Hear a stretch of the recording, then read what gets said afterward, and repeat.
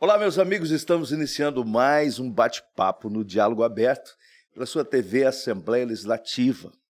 Eu fico muito feliz de saber que você está acompanhando, porque os nossos bate-papos aqui são muito importantes. Hoje eu recebo a doutora Dayana, ela é psicóloga, Dayana Lanzoni, ela é psicóloga, pós-graduada em docência do ensino superior e pós-graduando em psicanálise com criança e adolescente. Doutora, primeiro dizer que eu fico muito feliz de recebê-la aqui no nosso Diálogo Aberto. Seja bem-vinda.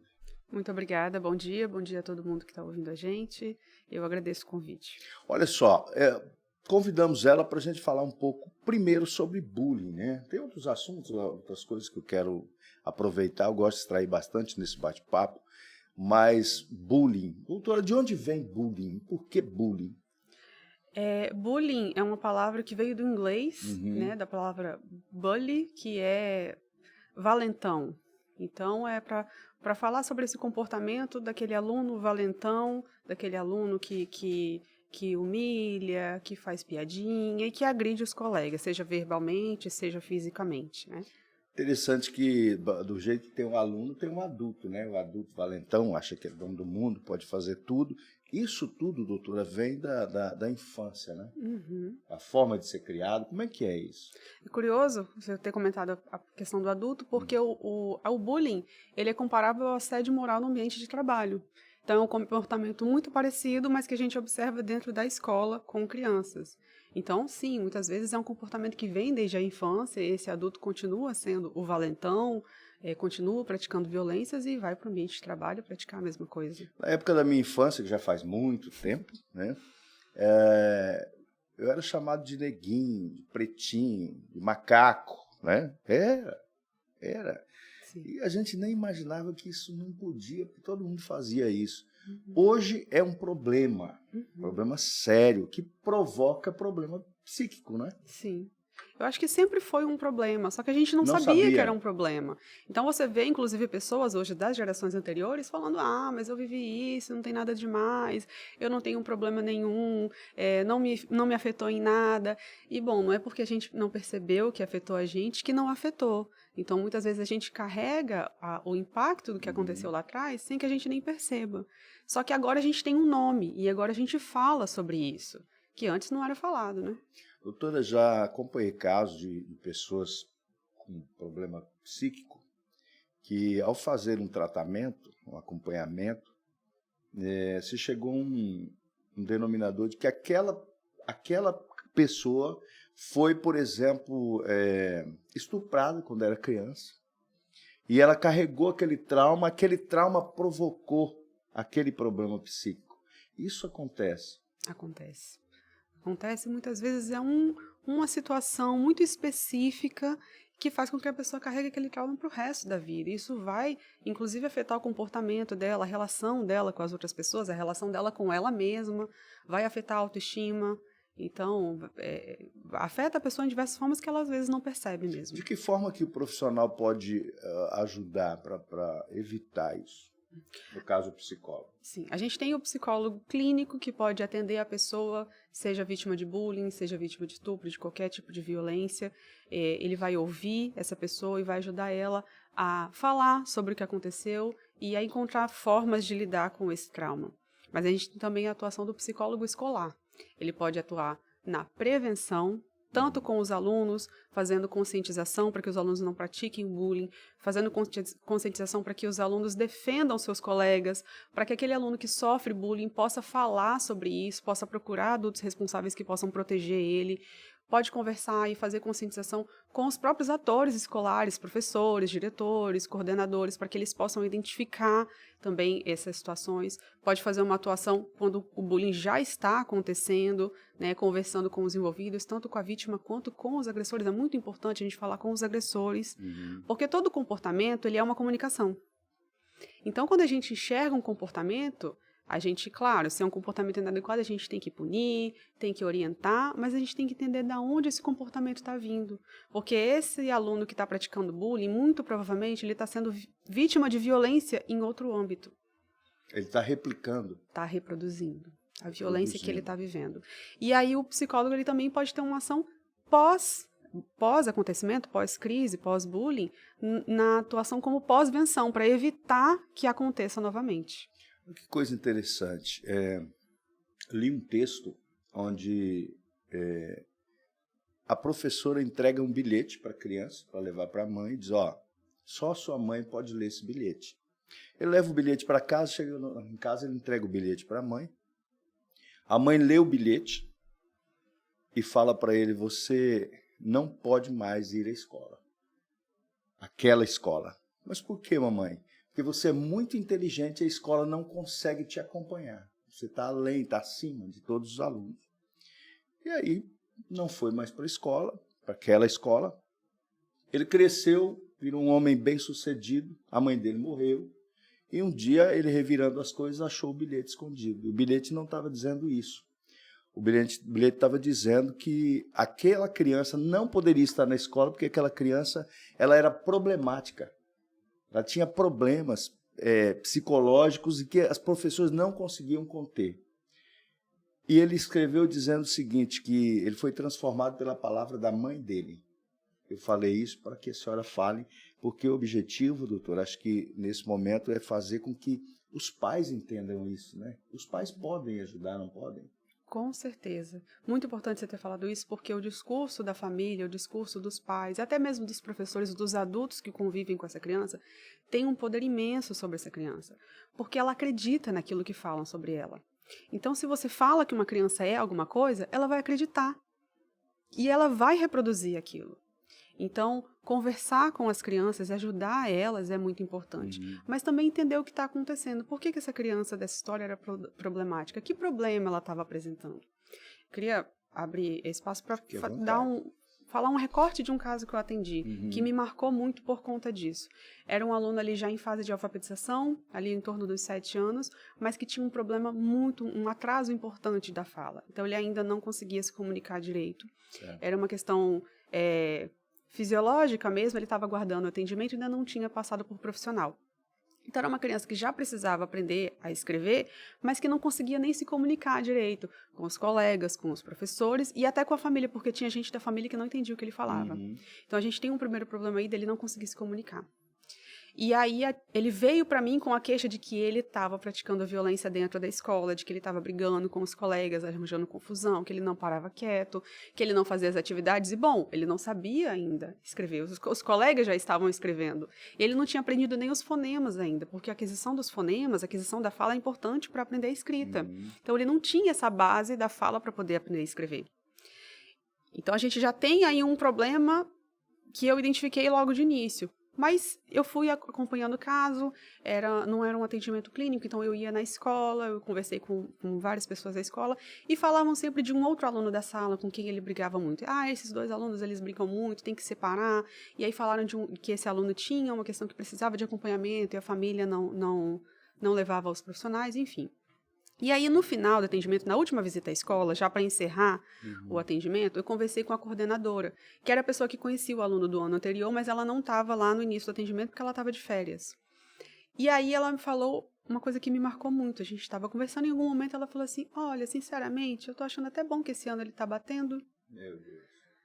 E aí eu olhei assim, eu não entendi. Ela, porque ano passado ele só apanhava, pelo menos esse ano ele tá batendo. Então, era uma criança que não era ouvida, era uma criança que estava sofrendo violência e que os adultos que estavam em torno dessa criança não estavam conseguindo proteger ela dessa violência. Então, ele passou a reproduzir essa violência. Por isso que eu digo que o comportamento é uma comunicação. Ele não estava conseguindo se comunicar e o comportamento dele era a forma que ele estava encontrando de comunicar o sofrimento que ele estava vivendo. Existem casos, doutora, que ao invés de tratar o filho, tem que tratar os pais. Porque a gente fala da criança, mas, poxa, tem criança que vive num ambiente tão tumultuado que ela mesma fica perdida no tempo. Quando eu conversei com a mãe para encerrar o caso e para falar sobre essas questões, eu tentei falar, eu não sabia como era o ambiente em casa, mas eu falei assim, olha, observa, às vezes em casa, né, eu sei que é difícil, a gente perde a paciência, mas às vezes em casa pode estar tendo algum comportamento que está fazendo mal para ele. E aí a mãe falou assim, eu já falei pro meu marido não bater nele, mas não adianta, eu vou conversar com ele de novo. Olha, esse negócio de reproduzir que a senhora falou aí, isso aí, a gente fala muito sobre passar de pai para filho, e às vezes isso vem de muito longe, né?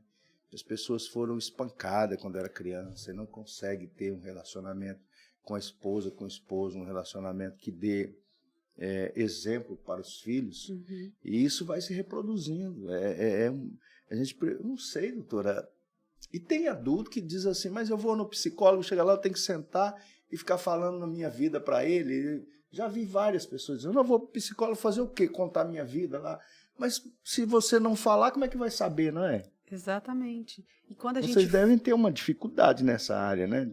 Como é que você pega um paciente, coloca lá, e daí? Como é que é isso? Como é que é esse relacionamento? Quando a gente fala, a gente se escuta. Então a gente acha que não, eu já sei da minha vida, eu já sei das coisas que eu vivo. Mas quando você começa a falar da sua vida, quando começa a falar de você, você começa a se ouvir. E às vezes até enxergar a situação de uma forma diferente. Se você não tivesse falado sobre ela, você não enxergaria daquela forma. Então, sim, a gente vai para o psicólogo para falar da gente, para falar da nossa vida, dos nossos medos, das nossas angústias, inseguranças, e perceber coisas que a gente não teria percebido se a gente não tivesse falado sobre aquilo. Eu tive um trauma na infância e eu só fui descobrir, eu tinha 33 anos quando eu descobri. Eu sabia. Meu pai e minha mãe se separou e eu fiquei sozinho e eu fiz uma viagem a pé de 25 quilômetros, fugindo. E eu fui atacado por vaca, né, lori. E aquilo me traumatizou demais. Eu sofria, gritava sozinho naquele lugar e passou o tempo. E com 33 anos que eu fui descobrir que aquilo gerou um trauma na minha vida. Assim, existem muitas pessoas traumatizadas, né, com problemas, seja ele qual for. Teve um pai alcoólatra, teve um pai drogado, tudo isso é complicado, né, doutora? Sim, quando a gente fala dos pais, não é um julgamento, mas que educação esses pais conhecem? Muitas vezes, quando a gente fala sobre não tratar os filhos com violência, tem gente que vira e fala assim, mas eu vou fazer o quê? Eu não vou fazer nada? Eu vou deixar meu filho fazer o que ele quer? Eu não vou botar limite? A gente tem que botar limite. Mas é porque eles não conhecem outra forma de educar. Então, as pessoas acham que o oposto da violência é a permissividade, porque elas não sabem que é possível educar e colocar limites com respeito, porque elas não foram respeitadas. Muito difícil. A lei 13.935 exige que se mantenha o psicólogo e assistente social no ambiente escolar. Isso acontece no Brasil? Essa lei ela é colocada em prática? Então, tem décadas que o Conselho Federal de Psicologia fala da importância de ter psicólogo dentro da escola, e só em 2019 que essa lei foi assinada. Só que dados de agosto do ano passado dizem que dos mais de 5 mil municípios, só 85 tinham colocado ela em prática. Então a gente tem uma lei que está em vigor, mas ela não está sendo colocada em prática. Interessante. Nós estamos aqui na Casa de Leis, Casa do Povo. Acho que, de repente, deputados acompanhando, verificar isso, porque é importante ter. Né? Nós já temos problemas demais na escola, né, doutora? A impressão que a gente tem, e aí, não sei se a senhora tem essa mesma impressão, que a escola ela está ficando incapaz de receber as pessoas. Você, às vezes, coloca por 2, 3 alunos numa sala, alunos especiais, tem que ter um tratamento diferente em uma mesma sala. Como é que toca o negócio? Como é que faz um negócio desse? Mesmo quando a gente não tem alunos com necessidades especiais, com necessidade de um acompanhamento diferenciado, a gente já tem professores sobrecarregados. São salas abarrotadas, com muitos alunos, cada um com a sua história de vida, com a sua particularidade. Um professor que está trabalhando em jornadas exaustivas, não está sendo valorizado e tem que simplesmente dar conta de tudo. Então, jogar o professor e falar, se vira. E não tem como, é humanamente impossível. Então, o papel do psicólogo... Claro que primeiro a gente precisa pensar em valorização dos professores, a gente precisa pensar em dar... condições dignas para que esses professores trabalhem, mas também pensar que o professor ele vai fazer o papel dele de professor. Então, a gente tem a atuação do coordenador, a gente tem a atuação do supervisor, do diretor e do psicólogo. Então, não dá para esperar que o professor faça o papel de psicólogo. Ele está fazendo o papel dele de professor, que não é pouca coisa. Então, a gente precisa ter uma equipe na escola que consiga olhar para todas as necessidades desses alunos e consiga atender essas necessidades. Doutora, entrando agora numa outra seara, que são as redes sociais, a mídia. Vi um estudo que diz que nós seres humanos, né, estamos ficando cerca de 8 horas por dia no celular. Já imaginou o que é isso? 8 horas do seu dia no celular? É evidente que isso é um estudo genérico, né? Tem gente que nem usa, mas, no geral, dá 8 horas por dia. Isso é prejudicial, principalmente para as crianças? É prejudicial que as crianças estejam na internet, tendo acesso a diversos conteúdos que elas não deveriam ter acesso, sem proteção, e isso é um problema? Sim.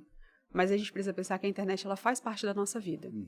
Então, todo mundo, a maioria das pessoas tem um celular, então o pai e a mãe têm um celular, o filho às vezes tem, mas ou usa o da mãe e do pai, usa o computador. Então, assim, a tecnologia ela faz parte da nossa vida.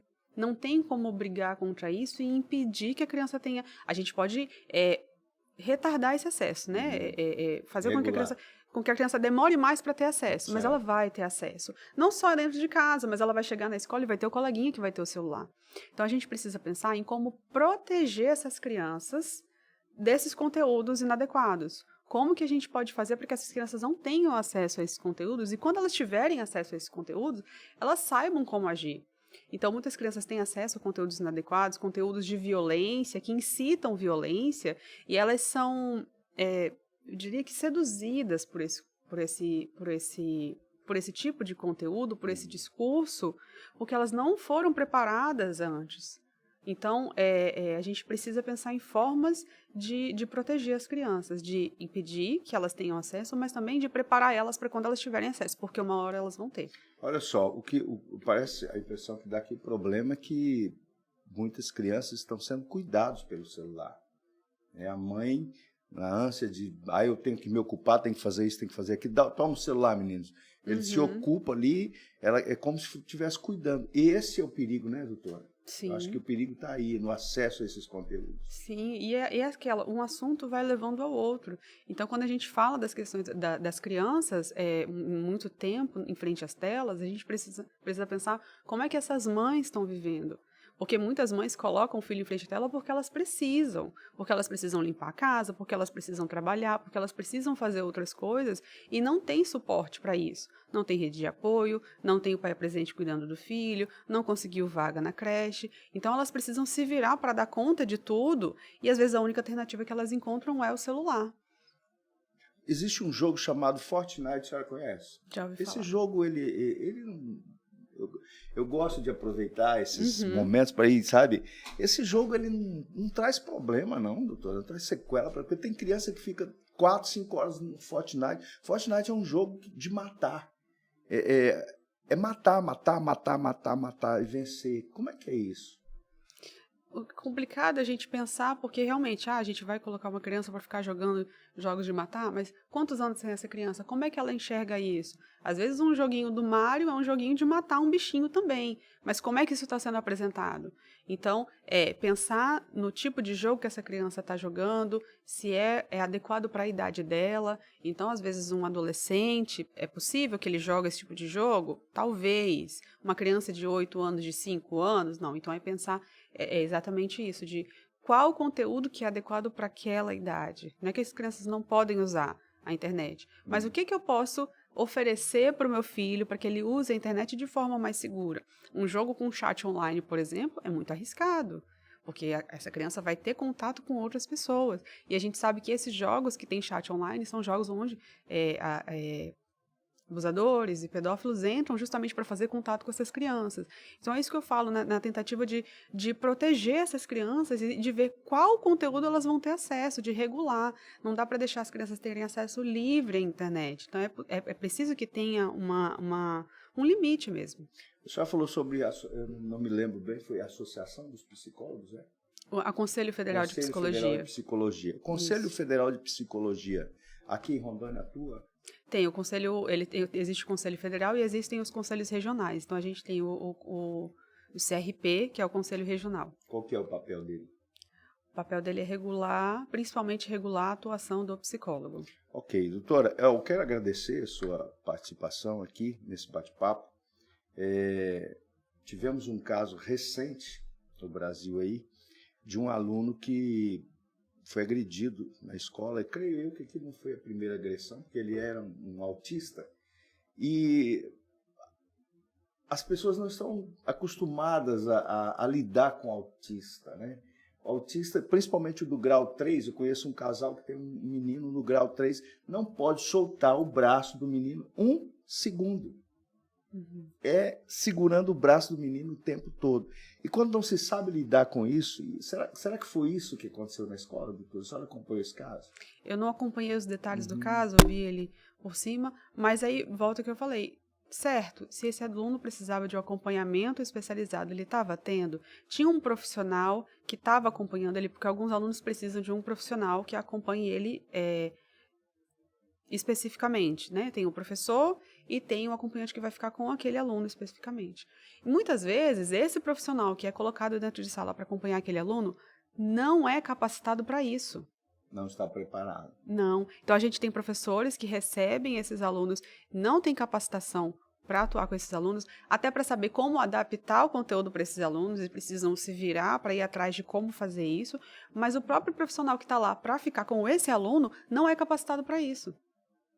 Eu não sei se isso, a senhora falou que tem coisa que acontecia e a gente não sabia. Uhum. Mas, por exemplo, agredir professor em sala de aula, parece que isso não acontecia. Pelo menos eu não tenho essa lembrança de aluno. Parece o aluno era o professor, para ele, meu Deus do céu, era uma autoridade máxima. Quando a professora entrava, todo mundo sentava quietinho. Hoje, os professores estão sendo agredidos na sala de aula. Está muito difícil, vamos ser sinceros, está difícil de ser professor hoje no Brasil. Uhum. Eu acho que a gente tem uma junção de fatores. Primeiro, hoje a gente tem a mídia, a gente tem a internet, então a gente consegue ter acesso a esses casos que às vezes aconteciam e a gente não sabia. Mas a gente tem sim um aumento dos casos e a gente pode pensar, primeiro isso, antes os alunos tinham medo do professor. E, bom, a gente não tinha casos de violência dos alunos contra o professor, mas a gente não sabe os impactos, ou melhor, a gente até sabe. Como é que era antigamente? Na palmatória. Palmatória. A palmatória. Então, que impactos essa geração carrega pela violência que eles sofriam do professor? Então, eles não praticavam violência com o professor, mas eles sofriam violência. Então, que impactos eles trazem? Eles carregam até hoje, né? E outra coisa que a gente pode pensar é no aumento da violência da sociedade. Porque o que acontece dentro da escola é um reflexo do que acontece na sociedade. Então, a gente tem visto um aumento da violência na sociedade, consequentemente, a gente tem visto um aumento dos casos de bullying e também da violência nos casos de bullying, nos casos de violência contra professor. Então, a gente precisa pensar que a escola ela não está separada da sociedade. Os alunos, eles fazem parte da sociedade, os professores também. Então, são pessoas que fazem parte da sociedade e que estão ali num espaço fechado. Uma extensão do lar. É uma extensão do na lar, escola. Exatamente. Então, por exemplo, pós-pandemia, né, quando a gente teve um retorno às aulas presenciais, a gente observou muitos casos de violência dentro da escola. Por quê? Porque a pandemia afetou todo mundo, inclusive as crianças e adolescentes. Então, quando elas voltaram para a escola, a gente teve um aumento desse caso de violências. Por isso que eu falei, observar esse comportamento. O que esses casos de violência estão nos dizendo? O que essas crianças estão tentando nos dizer? O que esses adolescentes estão tentando nos dizer? Outra coisa que a gente observou com a polarização política, com a discussão mais acirrada da política na sociedade, a gente começou a observar a discussão de política dentro da escola, crianças discutindo política. A gente não via isso. Então, é o reflexo do que estava acontecendo na sociedade. Eu vi vídeo de crianças na pré-escola, crianças que ainda não falavam direito, ali de 3, 4 anos, discutindo política, dizendo que o candidato A é melhor que o candidato B, e aí entra na fantasia, né? O candidato A entrou na minha casa e roubou a bolsa da minha mãe, o candidato B bateu em não sei quem. E assim, crianças pequenas que não são nem alfabetizadas discutindo política. Por quê? Porque era uma questão que estava acontecendo na sociedade.